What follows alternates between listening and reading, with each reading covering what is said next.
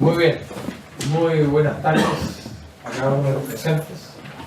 Es para mí, en realidad, ¿está sonando esto bien, no? Sí, se escucha. Es para mí un gusto, en realidad, presentar a Pablo, que yo creo que todo el mundo lo conoce, pero nuestra costumbre es leer algunos antecedentes de los charlistas.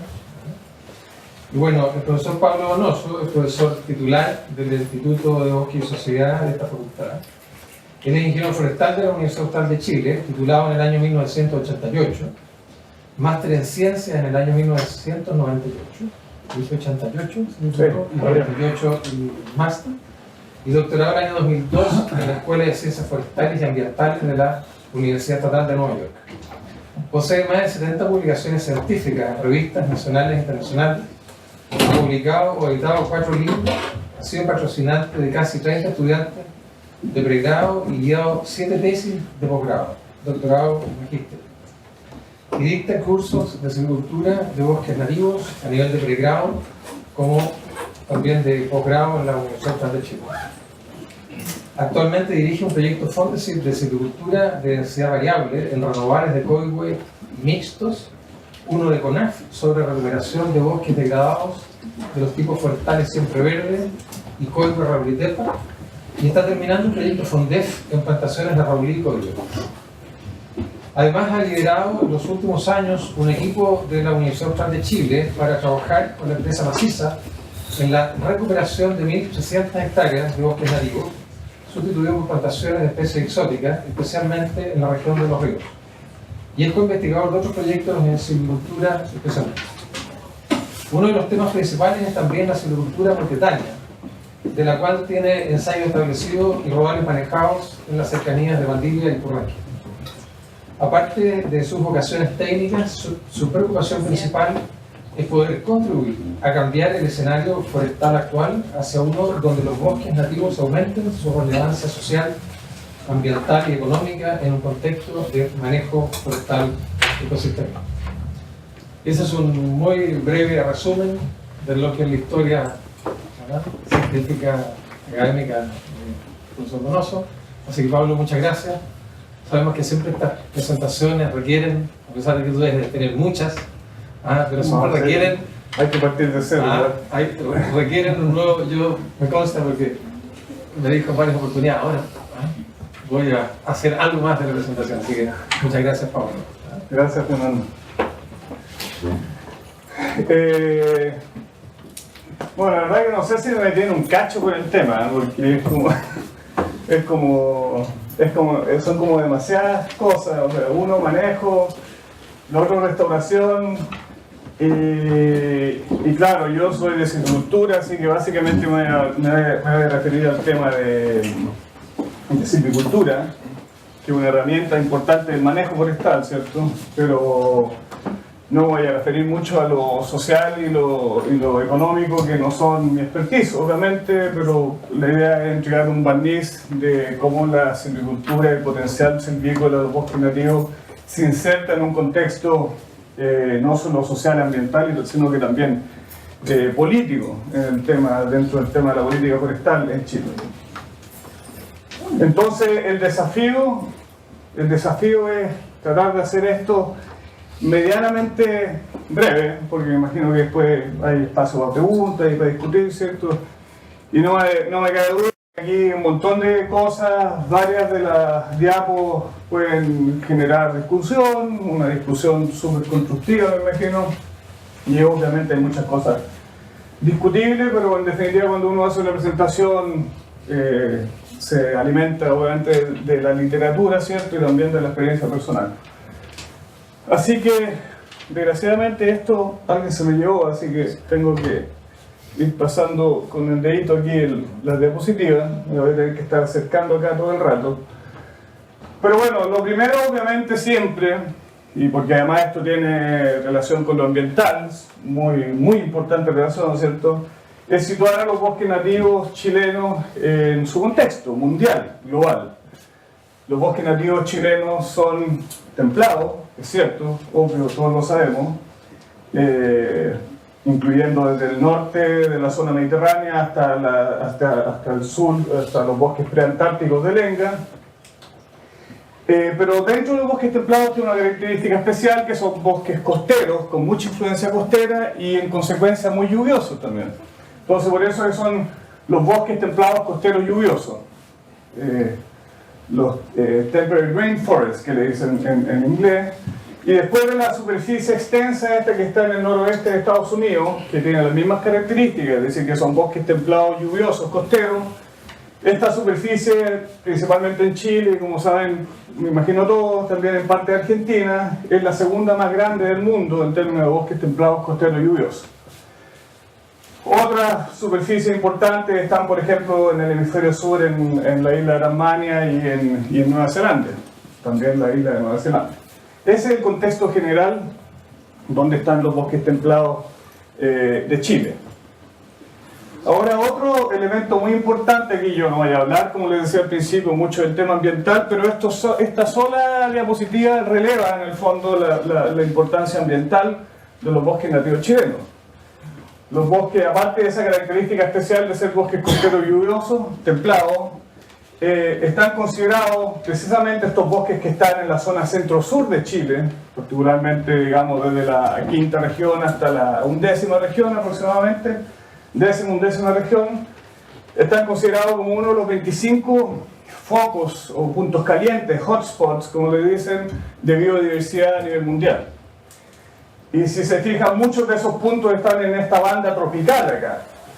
De modo que el hecho de que los bosques templados chilenos estén dentro de estos 5 puntos calientes por su importancia en biodiversidad, fíjense que aquí también en la zona de los bosques mediterráneos de Sudáfrica, es también muy relevante desde el punto de vista ambiental. Ahora, ¿eso por qué? Porque los bosques nativos chilenos están en una isla biogeográfica, ¿cierto? Estamos rodeados de separaciones terrestres con la cordillera, el mar, el desierto, y en consecuencia tienen mucho endemismo los bosques chilenos, y la parte de más endemismo, la parte más rica en endemismo, de mayor diversidad de Chile, es justamente la que está más amenazada desde el punto de vista ambiental, que es fundamentalmente todos los bosques que están alrededor de los 37, 38 grados de latitud sur. Entonces, por esas razones, por la biodiversidad y endemismos que tiene, que están conflictuados con el uso y la presión humana, es que estos bosques tienen ese valor. Ahora, siempre es bueno mostrar tres diapositivas que caracterizan a los bosques chilenos, ¿cierto?, en cuanto a dónde están y qué es lo que son y cómo están. Hasta la región, de hecho, no creo que sea tan así, pero esto que es a partir del catastro vegetacional, perdón, pensé que no mostraba bosques nativos adultos, pero sí muestra muy pocos bosques nativos adultos hasta la 9ª región. Esa es la situación en Chile. Los bosques se incrementan en la medida que se avanza hacia el sur, particularmente en la región de los lagos, cuando no existía la región de los ríos y la 11ª región, y la cantidad de bosques adultos que hay en Chile también están concentrados fuertemente desde, digamos, la latitud 40 hacia el sur. Hacia el norte son principalmente bosques secundarios o renovales, y bueno, hacia allá, hacia la región metropolitana, hacia esta región, es muy poco lo que va quedando de bosque adulto, ¿cierto? Y esta figura nos empieza a meter de a poquito en los desafíos de la silvicultura en Chile, o el manejo de los bosques, que muestra cuál es la proporción de bosques intervenidos o alterados versus la de no alterados. Y si se fijan, hasta la 10ª región antigua es más la superficie de bosques alterados que la de bosques no alterados.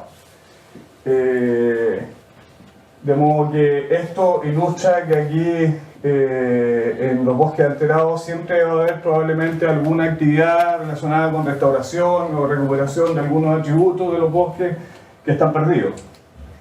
Y en los que no están alterados, bueno, hay una parte de esos que están probablemente en el Sistema Nacional de Áreas Silvestres Protegidas y otra parte que está en manos de otros tipos de propietarios que seguramente tienen algún interés en hacer algún tipo de manejo o aprovechamiento de ese tipo de bosque. Bueno, esta es la superficie del SNASPE, que como ven, en la 8ª región, en la 7ª región hay muy poco, y las áreas silvestres protegidas del Estado están de la 10ª región hacia el sur. Entonces, ante este escenario de bosque intervenido y de bosque no intervenido, y de regiones del país donde queda muy poco bosque nativo, a pesar de que en el pasado hubo bastante más, yo identifico fundamentalmente, creo que son 4 situaciones en las cuales hay que focalizar los esfuerzos de, ya sea de silvicultura o de restauración, que después vamos a hablar un poquito más sobre este concepto de restauración. En primer lugar, los bosques secundarios. Solo para ubicarme bien, ¿cuántos de acá no son forestales? Ya, okay. Es que eso me ayuda para más o menos manejar o balancear el lenguaje que uno usa. Más o menos un cuarto, un tercio. Bueno, en primer lugar están los renovables, que es una superficie significativa, probablemente 1 millón o 2 millones de hectáreas en Chile, que son estos bosques secundarios como estos, ¿cierto? Son bosques jóvenes, son bosques, salvo en la cordillera de los Andes, en la mayoría del resto del territorio, son bosques que existen hoy día por alteraciones humanas de algún tipo, talas pasadas, abandono de terreno agrícola u otro, y hoy día esa área, al ser deshabitada o dejar de ser usada, han sido cubiertas por especies pioneras o colonizadoras que se llaman, como el coihue, el olí, el roble, más al sur el canelo, ¿cierto? Son especies características, más al norte el gualo, son especies colonizadoras, pioneras, características que tienen más o menos la misma edad, ¿cierto? Y crecen muy densos, muy apretados, por decirlo así, y son bastante monoespecíficos. Generalmente durante un largo tiempo son bastante monoespecíficos, como en este caso, que este es un renoval de coihue, fundamentalmente. Entonces esos renovables es un tipo de formación, como decía adelante, muy interesante para trabajar. La opción es manejarlo en esta etapa de renovables, fundamentalmente a través de raleos, ¿cierto? Que es lo que trata de luchar esta otra figura, que también es de un renoval de coihue manejado. Después están los bosques adultos, como este, que bueno, muchos de esos bosques están efectivamente en SNASPE, pero hay otros bosques esos que no están en SNASPE. Y para los que compran madera nativa para su leña, para la casa, seguramente vienen de este tipo de bosques. Y seguramente cada metro de leña que compran viene de bosques que representan la banda roja del gráfico anterior, que son bosques intervenidos y no solamente intervenidos, sino que degradados. Entonces, eso yo lo digo porque yo sé que cuando ya uno mismo, obviamente hay un sentimiento fuerte cuando uno ve este tipo de bosque y dice, chuta, dejémoslo así, ¿cierto? Por su belleza, por su valor de biodiversidad y otros tantos valores y servicios que prestan, pero resulta que hay muchos propietarios que estos bosques son de su propiedad, son parte de su economía familiar y en consecuencia los van a intervenir y hay que proveerle las mejores opciones. Además, los renovables hoy día muy probablemente en el futuro ya no sean renovables, se convierten en bosques adultos y esos bosques adultos van a requerir también manejo. Y en ese sentido hay que aprender cómo hacer manejo de estos bosques que, a diferencia de las plantaciones o a diferencia de los bosques coetáneos, se ven como mucho más complejos. Uno dice, pero ¿qué hago acá? Cuando tengo una plantación, saco un árbol, dejo otro de la misma especie. Acá el desafío es mucho mayor. Pero ese desafío se puede enfrentar y bien a través fundamentalmente de lo que es el manejo montetano y particularmente lo que se llaman las puertas de selección, que es lo que trata de ilustrar esta otra fotografía. Después, eso es lo que se refiere a bosques naturales, no alterados severamente, pero después existe otra opción también para los bosques nativos, que es una opción que en forma creciente, particularmente yo diría agricultores de la región del centro-sur, se están interesando por esta opción. Bueno, ahí vive delante a Camilo, es un ejemplo de un agricultor de acá en la zona de Riñehue que efectivamente se ha empezado a interesar con plantaciones de especies nativas. Nosotros tenemos un vivero que producimos 30 o 40 mil hectáreas. Fundamentalmente nuestros compradores son agricultores que quieren plantar ulmo, coigüe, roblillo, roble. ¿Plantas o hectáreas? ¿Perdón? ¿Plantas? ¿Qué dije? Hectáreas. 30.000 hectáreas. No, plantas, gracias. Gracias por la corrección. Entonces, para otra opción, sin duda, en relación a la silvicultura de los bosques nativos, está en las plantaciones. Las plantaciones de especies nativas. Y claramente, por ser dos especies de rápido crecimiento, una emblemática en cuanto a la calidad de su madera, que es el raulí, la mayoría de los esfuerzos iniciales se han focalizado en coigüe y raulí. Por lo menos con esas dos especies hemos trabajado durante 6 años junto a los colegas Oscar Tirsi y Víctor Sandoval y Daniel Soto también, que está ahí. Cuando quisimos hacer este proyecto, nosotros queríamos poner 4 especies. Aparte de esas 2, queríamos poner roble y ulmo. Pero nos dijeron, párenle, si van a trabajar, trabajen concentradito en 2 especies y no se diversifiquen en tantas especies. Pero obviamente hay 4, 5, quizás 6 especies que pueden ser plantadas en condiciones de campo abierto en Chile con mediano éxito y que sin duda tienen un potencial interesante. Están las plantaciones puras como esta, o también está la alternativa de las plantaciones mixtas, como esta, que esta efectivamente es de allá del sector de Reñihue. Y finalmente, entramos a esta situación ya que es un poco distinta y el desafío es distinto, que esta foto que alguna vez me la facilitó Rodrigo Mujica y que le he mostrado ya varias veces, que son estos bosques degradados. Ese bosque adulto que les mostré delante, ¿se acuerdan? Bonito, qué sé yo. Ese bosque se somete a 3, 4, 5 cortas, que es lo que generalmente hacen los propietarios, floreos, que los conocemos en forma común, terminan en esto. Es decir, son cosechas que se hacen sin importar la regeneración, sin importar la estructura, sin importar la composición, sin importar nada, sino que vamos dándole y vamos dándole a lo mejor, digamos. Eso es el floreo. Entonces un bosque hermoso como el que veíamos delante se puede transformar en un plazo, de acuerdo a la legislación chilena, en un plazo de 20 años solamente se puede transformar en esto. A través de floreos continuos que autoriza la CONAF, por ley está autorizado cada 5 años entrar a un bosque, sacar 35% del área basal, y eso como consecuencia tiene que en 20 años uno transforma un bosque como el anterior en esto. Así de fácil, hace rápido la pega. Entonces, pero obviamente le queda eso que tiene valor cero.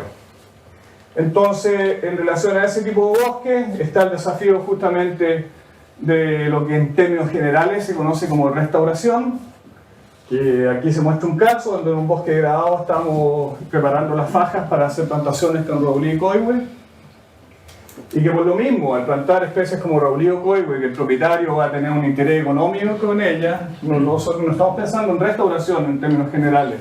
En la aproximación hay obviamente situaciones que ameritan restauración, donde se va a poner algo para después no tocarlo y dejar que se recupere. Pero en la mayoría de los casos nosotros creemos que el desafío va por la rehabilitación. Rehabilitar la capacidad productiva y obviamente los atributos de composición y estructura de los bosques para que también cumplan las funciones que debe cumplir un bosque nativo, pero con la posibilidad de que el propietario pueda hacer uso. Y desde ese punto de vista vamos a ver brevemente algunas alternativas como esta, por ejemplo, que es el éxito que se está teniendo en la plantación de estos bosques degradados con especies tan valiosas como roblí. Ese roblí ahí tiene 4 años. Entonces, para ir avanzando un poquito más rápido, en cuanto al manejo de bosques coetáneos, yo me gusta siempre mostrar esta figura porque uno de los desafíos, particularmente de los ingenieros forestales, es que cuando uno se encuentra en un bosque tiene que saber qué hacer con ese bosque. No puede aplicarle cierta propuesta o tratamiento silvicultural conceptualmente a una situación que no amerita tener esa aproximación. Entonces, cuando hablamos de lo que voy a hablar ahora, que es bosques coetáneos o bosques de 2 estratos, generalmente hablamos de bosques en esta línea recta de más o menos 100 años, que es cuando los bosques están acumulando biomasa, están creciendo muy rápido, están acumulando biomasa, y generalmente son estos renovables que he mostrado ahora delante, probablemente con alguna especie de acompañante. Cuando uno ya, esa estructura de renoval pasa a ser de estructura de un bosque adulto, que obviamente hay una transición entre medio, ahí se enfrenta con un bosque adulto, multiespecífico, multiestratificado, y en ese bosque, a mi juicio, lo más correcto es aplicar cortas de selección, hacer uso del bosque con la silvicultura o manejo multitáneo. Ahora el propietario por ley puede eso transformarlo, cortarlo con una corta de protección o alguna corta que lo transforme en un bosque coetáneo, es decir, esa estructura compleja la puede transformar en una estructura simple, y en el caso de los bosques multitáneos empezamos como de aquí en adelante. Entonces cuando hablamos de bosques coetáneos hablamos probablemente de bosques que tienen menos de 100 años. Ahora, desde el punto de vista económico, uno quisiera mostrar todas las cifras posibles para ser más ilustrativo, precisamente desde ese punto de vista. Vi que entró delante Gloria de Vargas. ¿Está por ahí? Ahí está Gloria, que está trabajando con Aprobosque. Probablemente la gente de Aprobosque ya está recopilando información del valor económico, el potencial económico del manejo de los bosques nativos, que obviamente es información importante de compartir, pero en términos generales, más allá de que uno tenga más o menos cifras a nivel nacional, están estas gráficas que son clásicas del libro de ecología forestal, que son muy ilustrativas. O sea, uno sabiendo la temperatura y las precipitaciones que tiene en la región donde vive, más o menos puede estimar cuánto crecen sus bosques. Y estas gráficas, que son del libro de ecología forestal de Barnes y de otros autores, muestran que una región como la que estamos acá, ¿cuántos grados tenemos acá? Promedio, temperatura anual, promedio. Casi 11. ¿Cuánto? Casi 11. Sí, 11, 12, ¿cierto? Entonces estamos por acá. Y esto ilustra que el crecimiento medio debería ser del orden de 14 toneladas por hectárea, ¿cierto? Que más o menos, aproximémoslo en términos generales, 1 metro cúbico. Y en productividad, en función de la precipitación, ¿cuánto tenemos acá? Viene en bajada, ¿cierto? Pero digamos 2 metros, y es más o menos lo mismo, entre 15 y 20, ¿cierto? Es decir, entre más o menos, digamos, entre 13 y 20 toneladas por hectárea es lo que produce es la productividad de un bosque que está en crecimiento, porque cuando el bosque llega a una suerte de equilibrio dinámico ya no está en crecimiento, sino que está precisamente en eso, está en un equilibrio dinámico cuando es un bosque adulto. Entonces eso es bastante ilustrativo. Obviamente en la medida que uno avanza para, no sé, para Magallanes, la temperatura media quizás son 6 grados y bueno, de hecho las precipitaciones son menores, son 500, entonces quizás en esas situaciones el Lenga está hablando entre 5 y 10, ¿cierto? Por ejemplo. Entonces en estos bosques secundarios tenemos los renovales, que es sinónimo, los renovales de Raulí como en este caso, los renovales de roble como en este caso, los renovales de Corwe, que este ya lo había mostrado, y los renovales un poquito más hacia el sur, especialmente en Chiloé, los renovales de Canelo, ¿cierto? Si se fijan, todas las fotos cambian un poco el color, ¿cierto? Y algo de la forma, pero es más o menos lo mismo, son muy densos, muchos árboles juntos, más o menos del mismo tamaño, tienen características muy similares. En cuanto a Raulí y roble, son dos especies de distribución bastante amplia, el roble más que el Raulí, obviamente. El Raulí es básicamente una especie andina, de la precordillera andina y de la precordillera de la costa, pero hay una superficie significativa de renovales de estas dos especies, y se conoce bastante bien, ya sea a través de estudios o a través del conocimiento de expertos, se conoce bastante bien cuáles son las zonas potenciales de mayor productividad que hay para el manejo de estas dos especies, pero básicamente estamos hablando de especies que tienen potencial desde la séptima a la 10ª región. Son renovales donde los árboles dominantes tienen muy buenas tasas de crecimiento al principio, pero esta flecha simplemente la pongo aquí para acordarme que hay una persona que no sé si todos o sea, obviamente no todos lo conocieron, pero algunos de esta sala lo conocieron, que es Mario Puente, que fue un antiguo profesor de acá. Y Mario tiene un artículo, en realidad es una suerte de informe de finales de los años 70, él trabajó con renovales de Raulí y roble. Y él decía, en ese entonces, cuando estos renovales justamente estaban por aquí, tenían como 20 años, 20, 30 años, decía, independiente de cuál sea el manejo o no manejo que se haga de estos renovables, su superficie es tan importante en Chile que el país debería plantearse un desafío respecto a qué hacer con ello. Bueno, ahí no es que se nos haya pasado la vieja con los renovables, porque ahí están todavía hoy día con 50, 60, 70 años, pero esta oportunidad obviamente se pasó, ya, que era la oportunidad de empezar a manejarlo justamente cuando Mario Puente estaba estableciendo su ensayo en los años 80, finales de los 70 y hacía ese planteamiento. Pero son renovables, como muestra, se figura de muy buen potencial de crecimiento. Algunos estudios en renovables jóvenes de más o menos 30 años han evaluado el crecimiento anual periódico de estos renovables inmediatamente después de ser sometidos a raleo, oportuno en este caso, a los 25 o 30 años, con tasas de crecimiento medio de 17, 18 metros cuadrados, cúbicos por hectárea, que es un valor bastante bueno. Las plantaciones de vino andan entre 25 y 30 en promedio, medio anual. ¿Por ahí? Sí, 20 y 25. Entre 20 y 25. Es decir, este es un valor bastante bueno. Para los que no son forestales o no entienden esa figura, imagínense 20 metros cúbicos sería 3 por 3, 9 por 2, 18. Imagínense un cubo de 3 por 3 por 2 metros. Eso es lo que crece el bosque en un año. Acumula esa cantidad adicional de madera. Eso desde el punto de vista de la productividad forestal es un buen valor, es un valor interesante. Para Coihue también se han desarrollado algunas zonificaciones o clasificaciones de edafo climática que permiten determinar más o menos cuáles son zonas óptimas de crecimiento. Generalmente los Andes va a tener resultados mejor que la cordillera de la costa, pero Coihue además, a diferencia de particularmente de Raulí, es una especie muy plástica, una especie que se desarrolla muy bien en muchas condiciones distintas.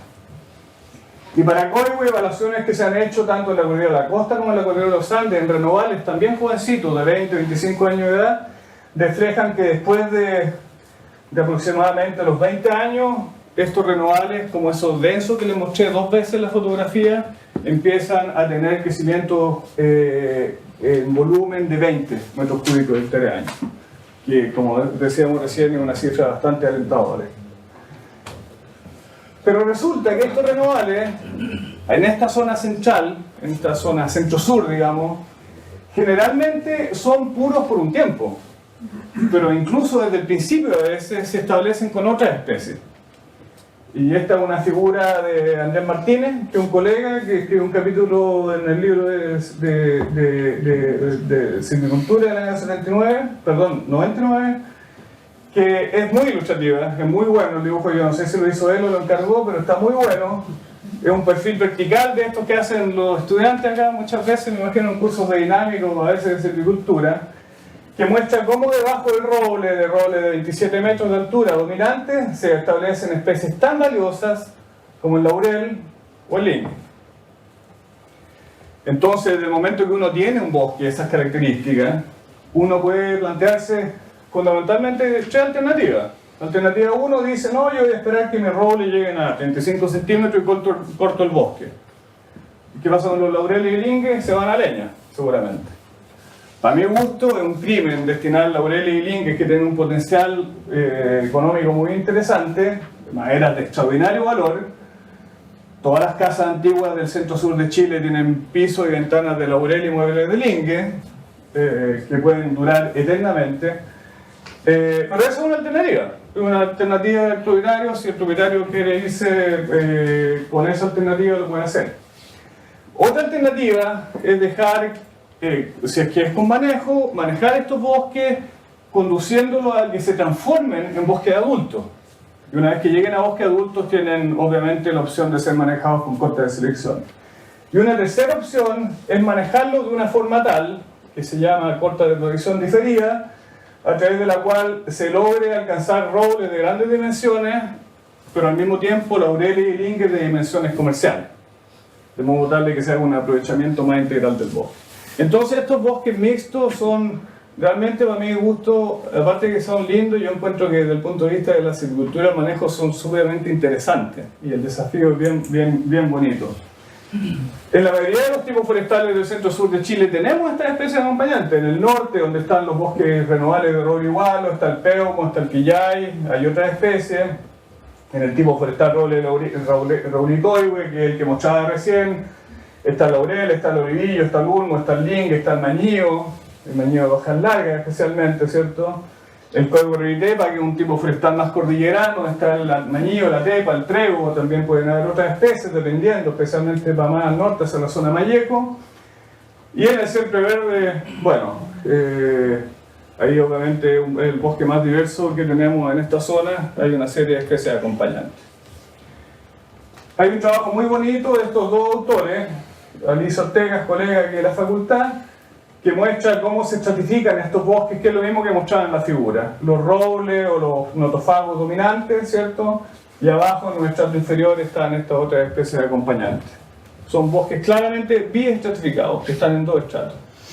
Además, estos bosques biestratificados hay otro elemento importante desde el punto de vista productivo, que el área basal, que es la suma de secciones transversales de los árboles en una hectárea, el área basal de esta especie acompañante es lo que se llama área basal aditiva al área basal que acumulan los notofagos. Es decir, esta área basal de notofagos es más o menos, por lo menos estadísticamente, es lo mismo que esta, habiendo o no habiendo esta especie de acompañante. Entonces, cuando ocurre eso, es muy simple la lectura de eso, que estas otras especies están ocupando otra parte del ecosistema. Están ocupando otra luz, están ocupando otro espacio de raíces y son complementarias. Y por lo tanto, ahí hay un desafío súper interesante para los forestales desde el punto de vista del manejo de estos bosques, que podemos, si tenemos tres, probablemente podemos tener uno más sin alterar los tres iniciales. Es decir, incrementar o adicionar nuestro...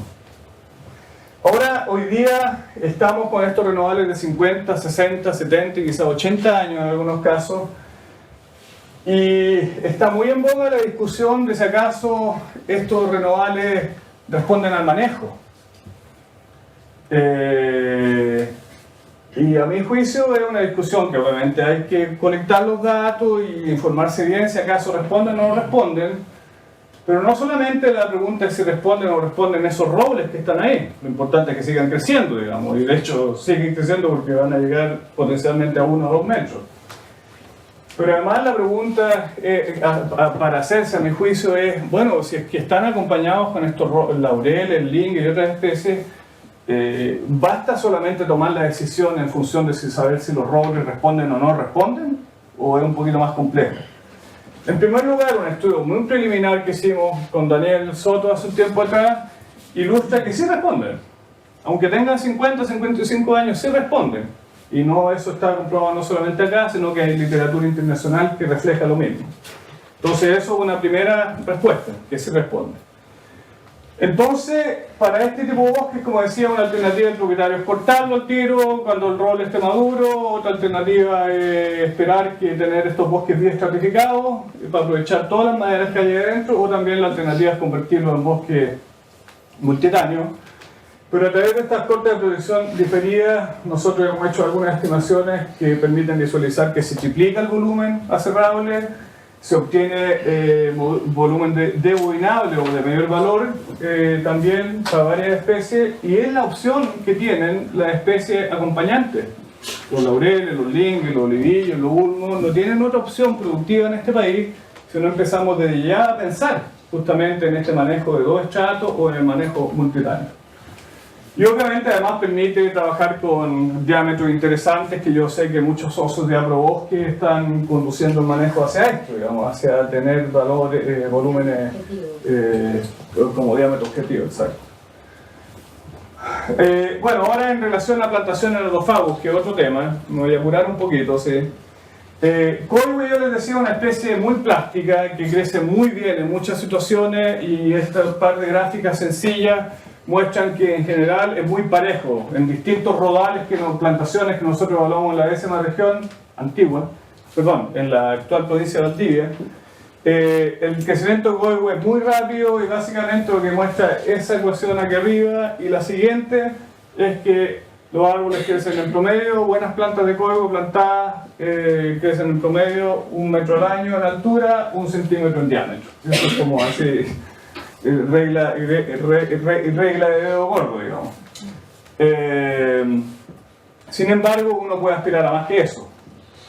Y algunos datos iniciales nos ilustran que cuando estas plantaciones se hacen con manejo intensivo, con muy buena preparación de suelo y buena planta y buena plantación, obviamente, y todo lo que significa una buena plantación, el momento oportuno, el buen manejo de las plantas, etc., se pueden, para el caso de coigüe, lograr crecimientos anuales en diámetro del orden de 2 centímetros en los primeros años por lo menos, y en altura de 1,5 metros, y algo muy parecido en Raulí.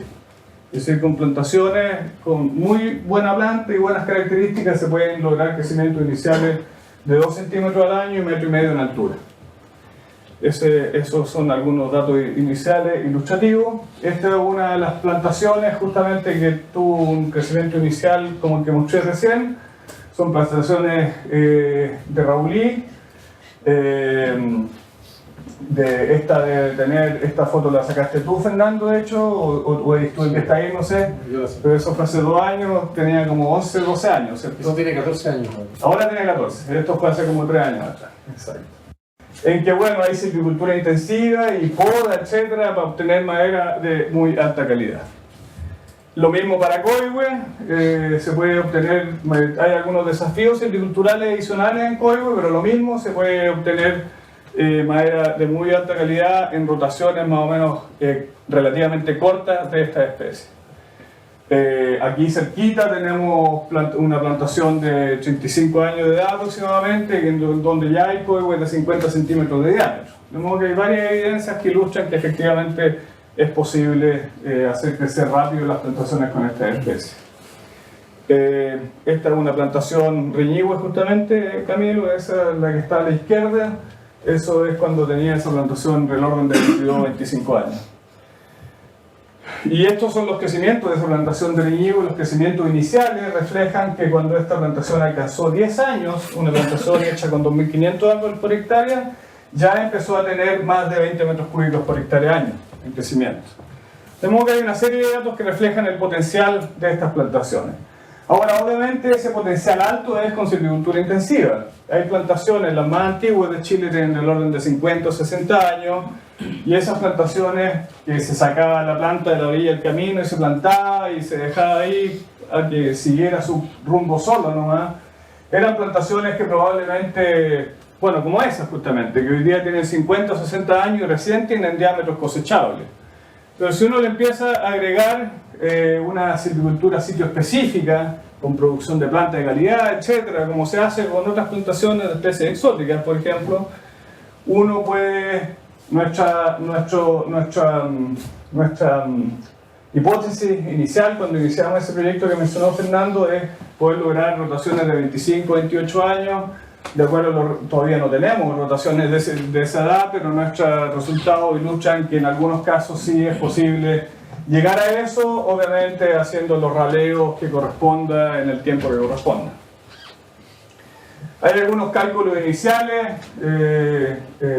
no me quiero detener acá mucho, pero básicamente con todos los costos de plantación, los ingresos potenciales, etc., con una bonificación potencial, que acordemos que el patrimonio que hay hoy día de plantaciones de Pinus radiata, especialmente en Chile, fue establecido prácticamente todo gracias a las bonificaciones.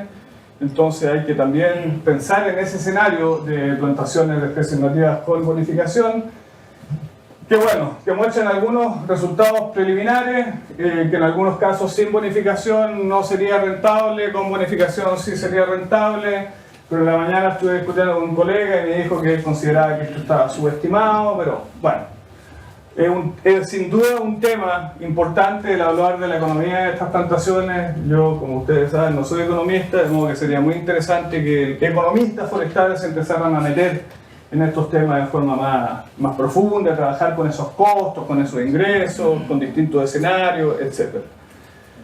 Pero sin duda que, particularmente Raulí, si se planta, tiene que ser para plantación, para madera de alta calidad, no para otro objetivo. Y para eso se necesita silvicultura intensiva. Y lo mismo con las plantaciones que con los renovables. Uno también puede pensar en las plantaciones como plantaciones mixtas, por la misma lógica, por los mismos conceptos ecológicos que hay detrás que mencionaba antes. Y aquí está esta foto justamente que muestra Raulí y roble con ulmo, metido entre medio el ulmo de los robles y los raulíes. Si uno mantiene eso bien en el tiempo, puede efectivamente no solamente tener roble y raulí de alta calidad, sino que también ulmo de alta calidad. Pero para eso se necesita hacer silvicultura. Si uno lo deja estar, lo más probable es que fracase. Y en ese sentido también una posibilidad interesante es mezclar Raulí con Coihue, porque Raulí es más o menos sensible a la luz directa en algunas situaciones y se ha demostrado que en exposiciones norte, por ejemplo, es positivo hacer estos tipos de tableros ajedrez para favorecer el crecimiento de Raulí, particularmente que acompaña al Coihue en este tipo de plantaciones mixtas. Y lo que es silvicultura multitánea, aquí entramos ya a otra figura completamente distinta, es como este bosque que yo les mostraba acá. Se trata de bosques de este tipo, ¿cierto? Siempre uno dice un bosque multitáneo, un bosque cuya estructura diamétrica es una J inversa, eso es típico, una J inversa como es, ¿cierto? Pero es una J inversa que no solamente es J inversa, sino que está acompañada de árboles de 1,20 m, 1,5 m, de árboles de grandes dimensiones como esos que se ven aquí en la foto, ¿cierto? Y la silvicultura multitánea, básicamente, su principal aproximación es la corta de selección, donde a diferencia del floreo, del cual estamos tan acostumbrados y que desgraciadamente la Corporación Nacional Forestal la sigue legitimando en este país a través de una ley que, como muchas cosas de este país, no se quiere cambiar, digamos, a pesar de que hay mucha evidencia de que es necesario cambiar, un reglamento, perdón, una norma. Y la silvicultura multitánea consiste en ir sacando árboles de todos los diámetros, de todas las clases diamétricas, con la finalidad de aumentar la calidad del bosque y transformarlo en bosque altamente productivo y manteniendo su estructura multitánea. Lo que se hace en Chile es el floreo. Va y se saca lo mejor. Acá no importa lo que pase, ni tampoco importa cómo esto se voltee, causando daño o no a la regeneración, da lo mismo. Eso es lo que hoy día se hace. La alternativa es ese floreo, que con 5 de esas cortas, obviamente esto termina destruido en 20 años. La alternativa de ese floreo justamente son las cortas multitáneas, en las cuales básicamente, como decía, la idea es ir sacando distintas clases diamétricas para mantener un bosque altamente productivo con la diversidad en composición y también con la estructura similar a la original. Entonces estos son números típicos de estos bosques adultos, 70 metros cuadrados de azal, un poco más, mucha regeneración abajo y que son bosques que tienen este potencial para ser manejados por esta vía. Generalmente son bosques que al tener una historia que no manejo crecen muy poco los árboles, como se ve aquí para distintas especies, crecimiento en diámetro promedio de 1 milímetro, 2 milímetros al año. Pero a través de la silvicultura multitánea está comprobado que esos crecimientos pueden aumentar hasta 3 veces aproximadamente en diámetro. Entonces, lo que hicimos con esos crecimientos y con distintos escenarios de crecimiento también, respuesta por 1, por 2, por 3 veces más de lo actual y con distintos escenarios porque uno básicamente en esta silvicultura lo que hace es tratar de nivelar siempre un área basal base y sobre eso ir manejando, esperar que el bosque crezca hasta un área basal objetivo y volver a cortar a través de esto que se llaman ciclos de corta. Y con estos dos escenarios de área basal base y con un escenario futuro de área basal de cosecha de 55-70 metros cuadrados, no los invito a marearse con estos números, pero básicamente nosotros lo que establecimos es que los ciclos de corta de los bosques nativos en Chile deberían fluctuar entre 9 y 28 años. Lo que no tiene nada que ver con los 5 años que plantea la CONAF en su reglamento. Si seguimos con los 5 años, simplemente vamos a seguir invitando a la gente que siga destruyendo los bosques. Entonces aquí hay un desafío importante relacionado con la silvicultura multitánea, que además, desde el punto de vista económico, es una silvicultura que se está desarrollando en forma cada vez más intensa en Europa, en buena parte de Canadá, en algunos sectores de Estados Unidos, en muchas partes del mundo. Y no de bonito, sino que también con generación de productos de gran valor. Entonces, Y es la única oportunidad que tienen todas estas especies que no son pioneras, que no son colonizadoras, como las que hemos mencionado, el ulmo, el olivillo, los mañíos, el canelo, bueno, y una serie de otras especies propias de nuestro bosque. Entonces, desde este punto de vista, afortunadamente estamos empezando en algunas experiencias con buenos resultados y tratando de empujar el carril hacia que efectivamente los propietarios y la misma CONAF entiendan que esto es necesario irnos enfocando.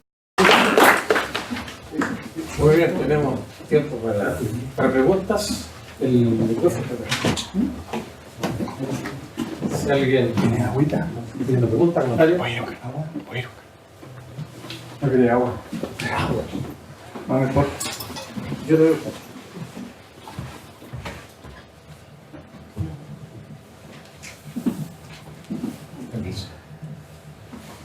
Pablo, en una de las partes de la charla tú decías que en los renovables de 50 años todavía era factible aplicar métodos silviculturales de raleo, por ejemplo, para Que responda, que digo. todavía respondía con un incremento importante. Bueno, por un lado, la edad de rotación está determinada por las características de la especie, ¿cierto? En cuanto al crecimiento. Y por otro lado, debería estar determinada también por el momento de la intervención. Sin duda. Por ejemplo, no es lo mismo intervenir un renovable de 10 o 15 años o 20 años que intervenir uno de 50. A lo mejor el de 10 años podemos tener una rotación de, no sé, pues de 40 años, más corta. y en el otro podemos tener una rotación a lo mejor de 70 o 80 años. Correcto. Sí, no, sin duda, por eso que decía, mencioné a Mario Puente, que para los que no saben, un colega que murió el año 82, 83. Yo estaba sentado donde estás tú, Gloria, ahí estaba sentado cuando Eduardo Morales entró a esta sala, justamente nos comunicó eso. ¿81 u 82? 82. No, pero por eso que Mario Puente decía en un momento oportuno que había que tomar una decisión, pero obviamente esa decisión no se tomó y hoy día los renovables de 60 años de roble tienen en promedio 25 centímetros de diámetro. Si hubiesen sido manejados hace 40 años atrás, esos renovables tendrían 45 centímetros de diámetro. De modo que son oportunidades que un país se va perdiendo cuando no toma decisiones de forma oportuna, obviamente. Ahora, la gran mayoría de los renovables hoy día tienen esa por una razón súper simple, porque la mayoría de los grandes incendios de este país ocurrieron en los años 40, en los años 50 del año pasado, es decir, hace 60, 70 años atrás, y eso se refleja muy bien y de forma muy bonita y ilustrativa en el libro de Lucho Otero, de la huella del fuego. Esa es la razón. Para tener esa gran cantidad de renovables tendríamos que entrar a hacer manejo y cosecha y qué sé yo, volver a incendiar las 1 millón o 2 millones o 3 millones de hectáreas que se incendiaron hace 60 o 70 años.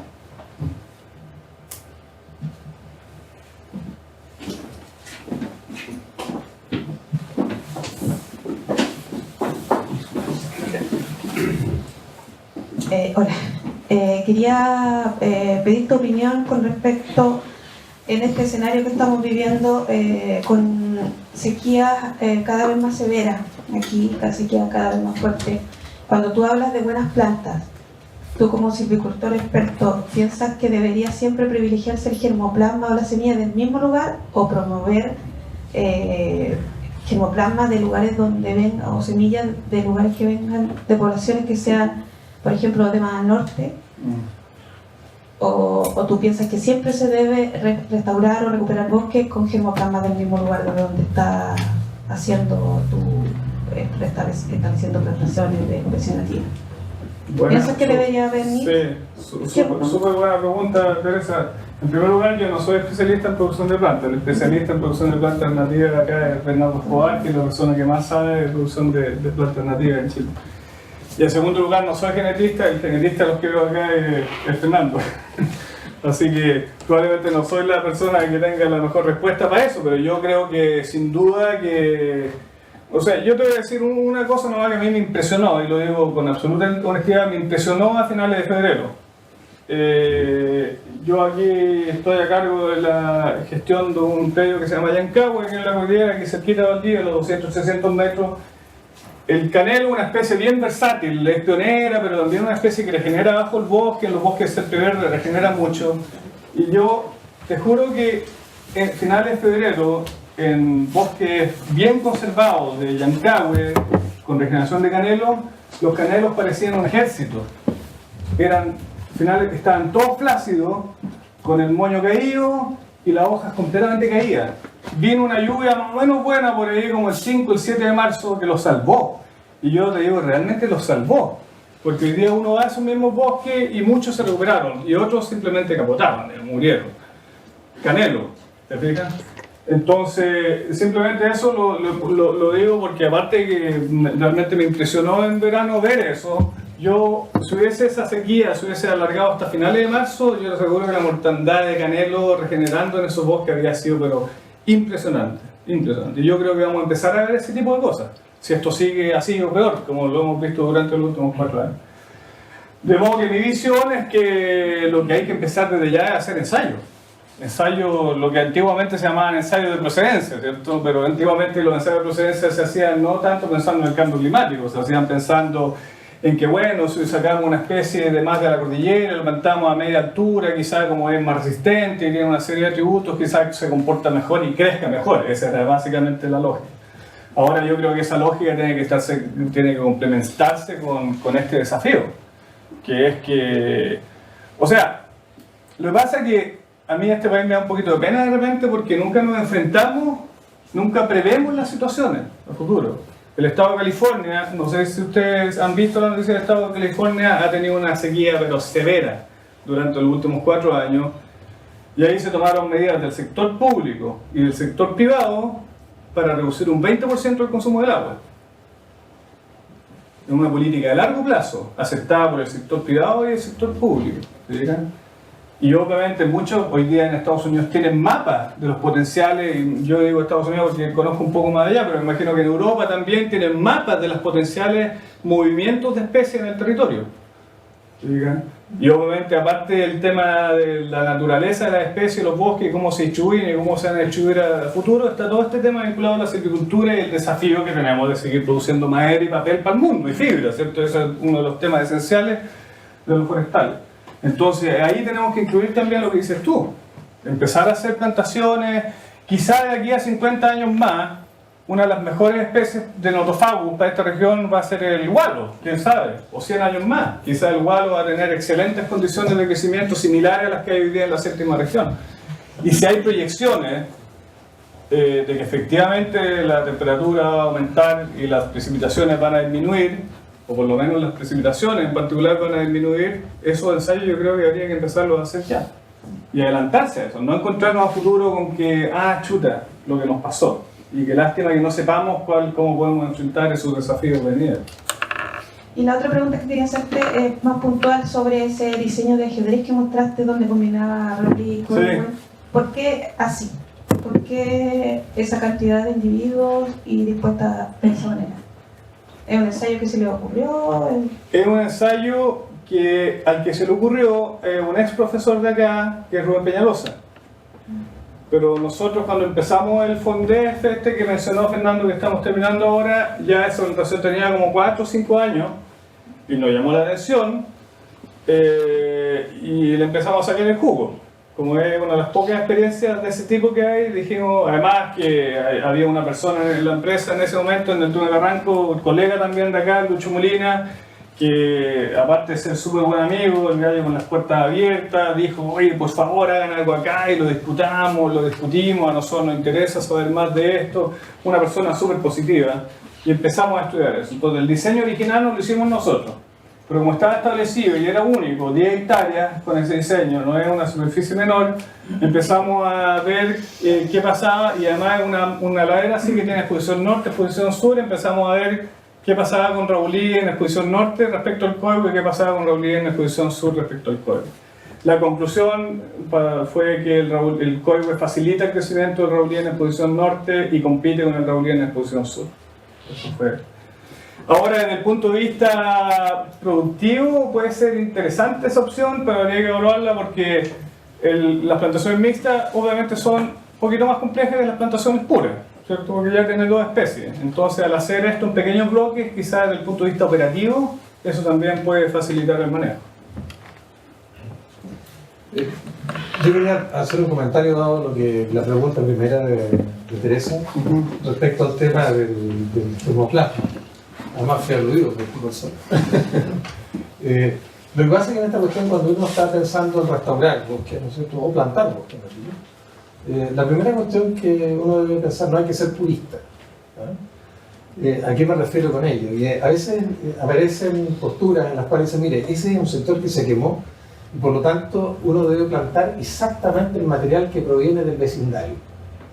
Y eso es un error conceptual inmediato, porque lo que uno requiere como germoplasma es plantar aquellas plantas producidas a partir de semillas de condiciones edafoclimáticas equivalentes. Entonces alguien dice, mire, fíjense que se quemó esta superficie y por lo tanto yo no puedo sacar las semillas ni las plantas a más de 1 kilómetro a la redonda, o máximo 5 kilómetros.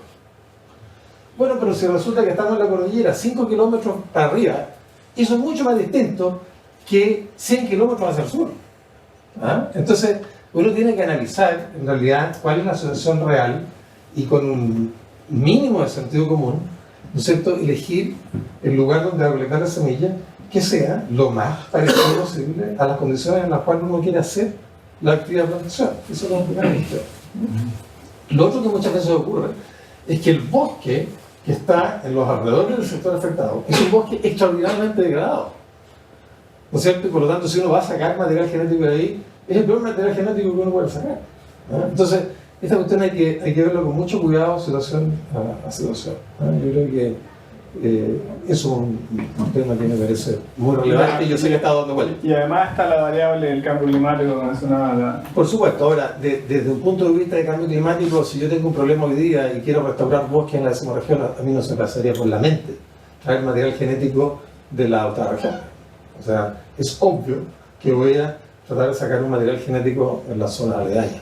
Veremos a posteriori y todos aquellos ensayos que tienen que ver, ¿no es cierto?, con probar material acá.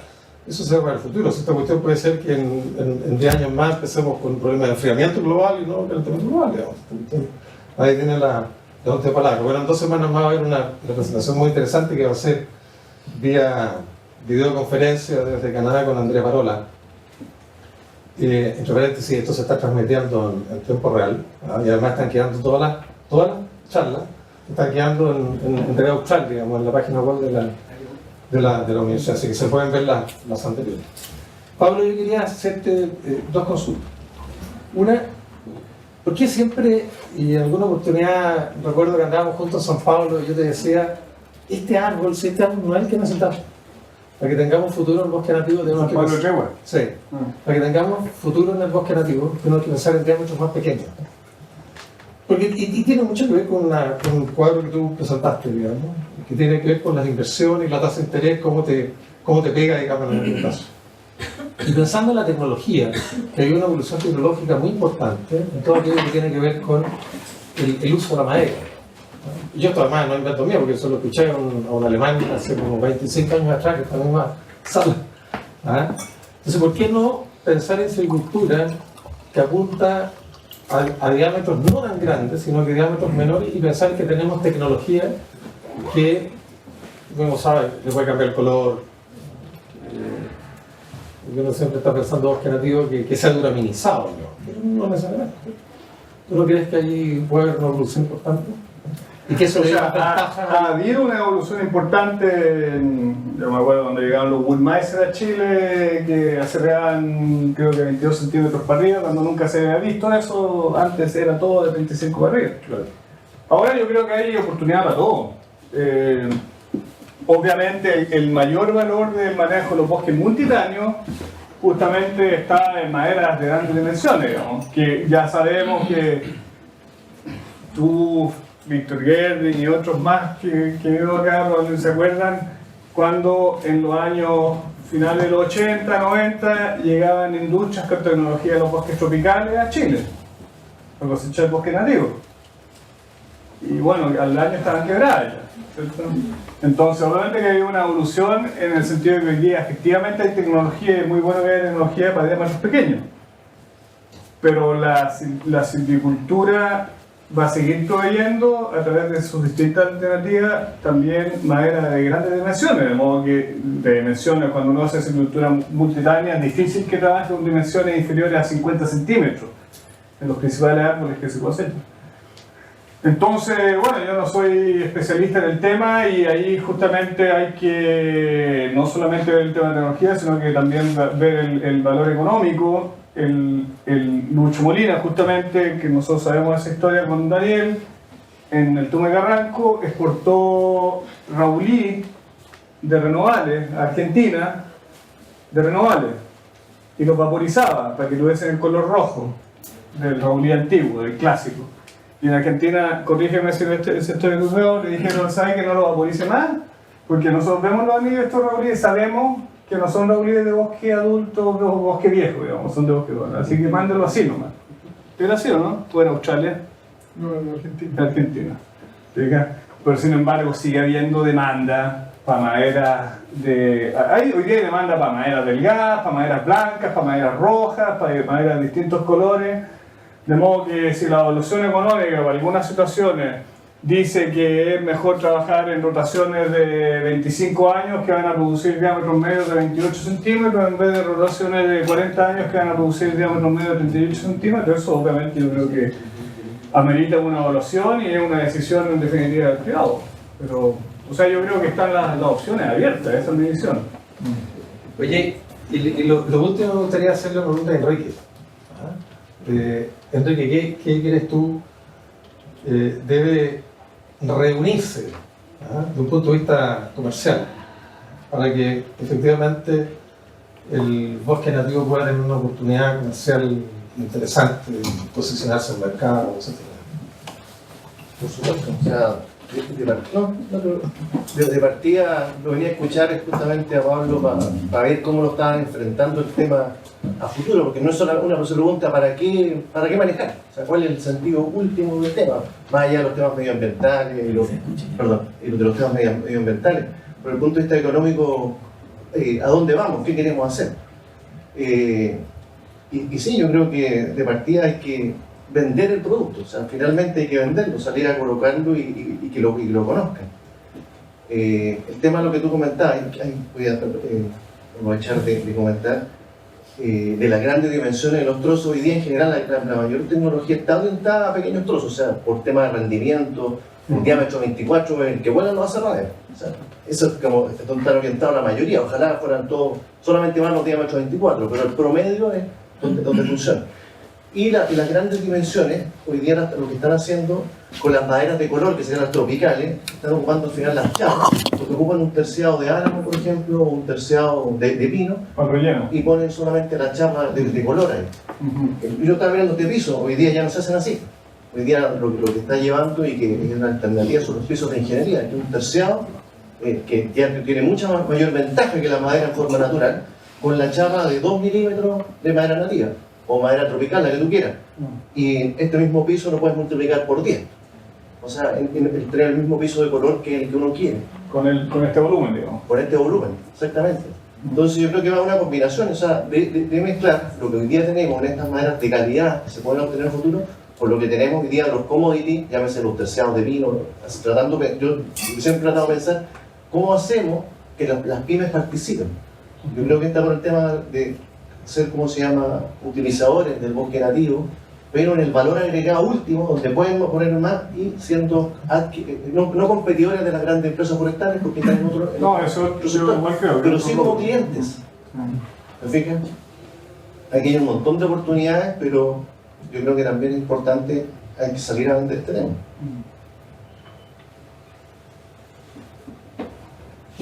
Economía y política son dos temas forestales que están pendientes, yo creo, incluida esta pregunta. Hola, Pablo me conoce, pero el resto creo que no. Roberto Morales, de Antropología aquí de la universidad. Estamos trabajando juntos en el comité académico que se hizo cargo este año de la iniciativa de Pablo el año pasado de Giancarlo. Entonces, tú has dicho en un par de oportunidades o más que existiría una normativa, o existe una normativa de CONAF, que en vez de apuntar a la restauración o a la rehabilitación, está apuntando a la degradación. Esta autorización quinquenal, digamos, de corta. Entonces, en concreto, ¿a qué responde eso? A mantener la posibilidad en el mercado, asociándolo con las condiciones económicas actuales, facilitar la rentabilidad privada. No, porque no hay rentabilidad privada en eso. Así que yo creo que simplemente responde, claro, esa normativa no tiene que ver con la restauración de los bosques, pero sí tiene que ver con el manejo de estos bosques adultos, y que esa normativa lo que está haciendo es facilitar su continua destrucción, su floreo. Legaliza, en el fondo legaliza el floreo, eso es lo que hace. Y en esta misma sala yo estuve con aproximadamente 30 colegas de la CONAF hace unos años atrás. Yo les pedí un taller que hicimos. Le pedí a Noldo Chiver, que es un colega, y Pamela Moreno, que son dos colegas que trabajan en la CONAF, ya, pero para que esto sea más productivo y más entretenido, pásenme 20 planes de manejo aprobados para este tipo de cortes. Y aquí mismo fue súper entretenida esa cuestión. Yo todavía guardo los datos de la gráfica, íbamos viendo gráfico por gráfico lo que había presentado el propietario y que había sido aprobado por la CONAF. Y todos, al final de ver el tema del concepto de las cortas de selección, el manejo multitudinario, todos los 20 estaban mal hechos. Todos estaban mal hechos.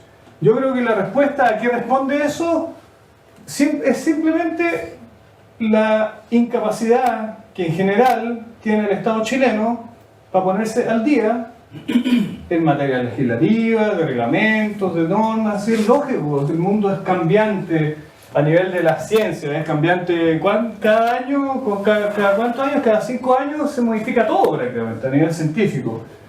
Entonces, a nivel de nuestra vida diaria y de nuestro conocimiento local, no puede ser que hayan pasado del 79, toda la década del 80, la 90, 35 años. Eso es un reglamento del año 79, 81, por ahí. No pasa nada. No se cambia nada. Entonces yo simplemente creo que la respuesta, que es lo que tú preguntas, Roberto, es que aquí como que yo volví acá a la universidad después de mi posgrado hace 13 años atrás. Llevo 13 años diciendo esto, porque yo mi tema, en mi doctorado y mi magíster fue la silvicultura multitudinaria. Entonces creo que soy una persona que más o menos sé el tema. Y yo, talleres con la CONAF, cursos con, bueno, ahí está Eduardo, y no sé si habrá otro alumno en clase, lo digo cada rato, ¿cierto? Permanentemente. Se oye padre. No pasa nada. Simplemente la incapacidad de actualizar reglamento y norma, la tipología forestal, que fue hecha en el año 80 por mi padre, que debe ser harto buena por un lado porque sigue vigente en buena medida, pero todo el mundo sabe que esa tipología forestal debe tener una actualización y nadie tomó la decisión para hacerlo. Entonces yo creo que esa es la respuesta. Lo triste es que los bosques siguen destruyendo.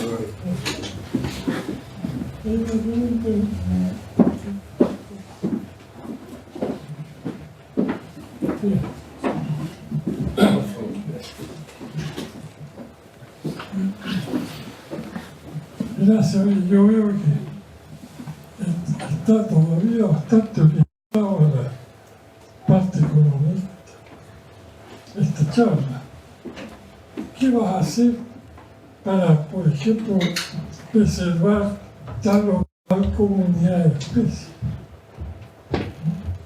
Cuando todos estamos viendo que la vorágine de extinciones sigue imparable, y nosotros estamos viendo soluciones economicistas y no estamos viendo cómo yo reestructuro bosques para mantener una biodiversidad mínima.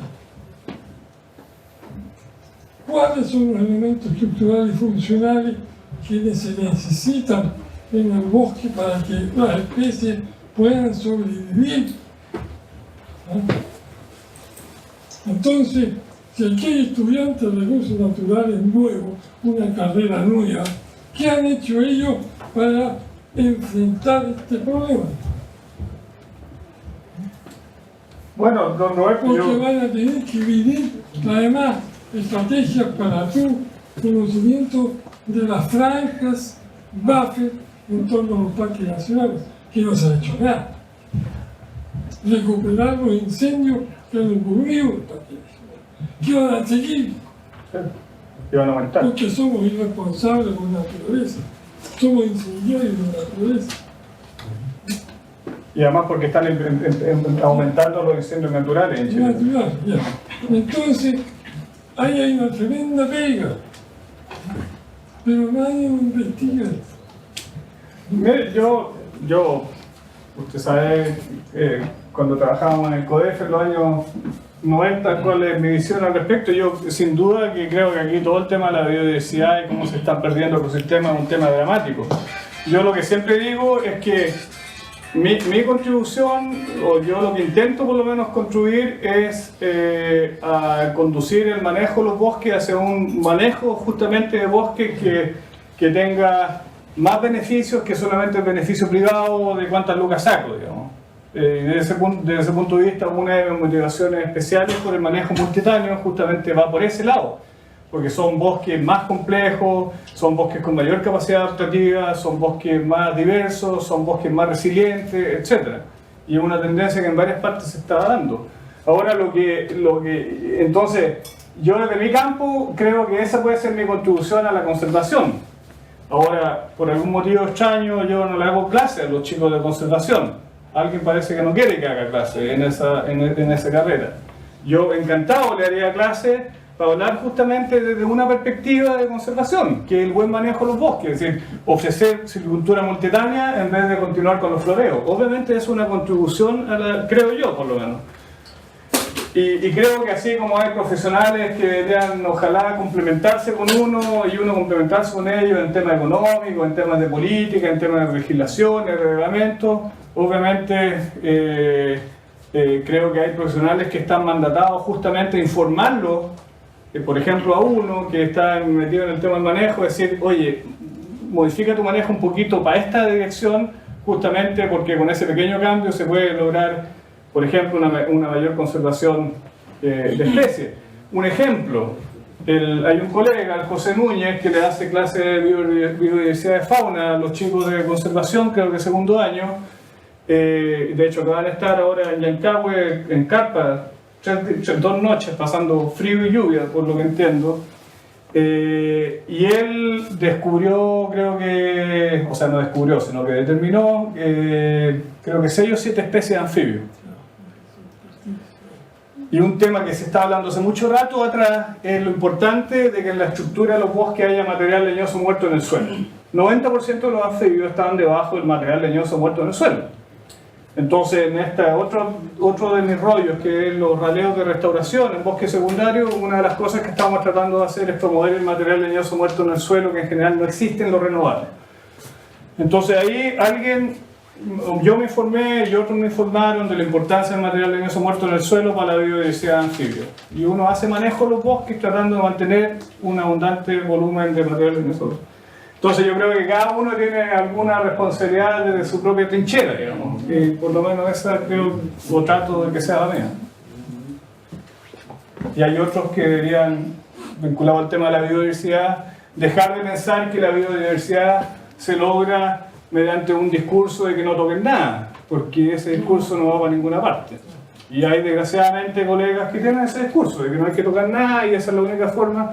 Y sabemos, por ejemplo, y esto lo digo, muchas veces lo digo, aquí hay un colega, Carlos Lequene, que usted lo conoce, especialista en flora. Todos los veranos salimos a hacer trekking y camping y generalmente vamos a parques nacionales y los bordes de parques nacionales son un desastre. Son un desastre. Los bordes de los parques nacionales son un desastre. Están, ¿ah? Se los están... Sí, pero cada vez el borde es más ancho. Entonces con esta política de áreas silvestres protegidas, uno, de no tocar nada, ni siquiera hacer restauración. Ni siquiera hacer restauración. Aunque estén hechos feos los bosques y los parques nacionales, no se puede tocar. Esa es la política de la CONAF. Por una parte. Y la otra parte de la política de la CONAF, que no sé si es parte de la política, o parte de la negligencia, o simplemente que nadie se le haya ocurrido, es trabajar con las comunidades vecinas. Nadie trabaja con la comunidad de vecinos. Entonces ahí hay desafíos de la biodiversidad justamente que tienen que ver en este caso con áreas silvestres protegidas que nadie lo está enfrentando. Por eso que digo, cada uno, creo yo, que tiene que tratar de aportar desde su propia trinchera. Ahora, obviamente hay distintos paradigmas, ¿cierto? Ustedes eso lo saben bien. Entonces, cada uno aporta desde su trinchera de acuerdo también a sus paradigmas. Y en eso también hay bastante diversidad. Gloria. Bueno, por lo mismo, yo quiero comentar que Agrobosque, que es una asociación gremial que reúne a los medianos y grandes propietarios del bosque nativo, donde se promueve una silvicultura con apego a la naturaleza. La idea allí es justamente apuntar a que los bosques, a poner en valor el recurso, y desde el punto de vista productivo, pero también que apunta al social y también a lo medioambiental. En este minuto nosotros estamos participando en las mesas que hay de la Mesa Nacional de Bosque Nativo, el Consejo Consultivo del Bosque Nativo, al igual que ustedes como Universidad Austral. Quedamos fuera de la política lamentablemente, y donde nosotros los datos los tenemos apuntados al Plan de Ordenación Predial, que es el POP. Este Plan de Ordenación Predial es justamente lo que quiere es terminar con estas cortas a 5 años, porque a la medida que las rotaciones son más largas, idealmente de 20 años, esto va a parar de degradarse. Y de alguna manera, este grupo de propietarios está trabajando desde esa mirada productiva, pero con el manejo sustentable y el apego a la naturaleza. O sea, si todos de alguna manera aportamos en algo o trabajamos, esto tiene que cambiar en algún momento. Y aunque tengamos ideas un poco distintas a veces, si nos unimos por esa mirada, ¿no es cierto?, que es recuperar el bosque nativo, que es manejar el bosque nativo, esto se tiene que terminar. Y se tiene que terminar a través de un plan de ordenación previa y parar con este plan de manejo que está hiperproporcionado de muchísimos años. Eso. Por eso. Ya, muy bien, hemos estado, se nota que el tema es súper interesante, más de 1 hora y media acá. Así que bueno, muchísimas gracias a tan diversa audiencia. Muchas gracias, Pablo, por tu excelente presentación. Gracias, Fernando. Un aplauso.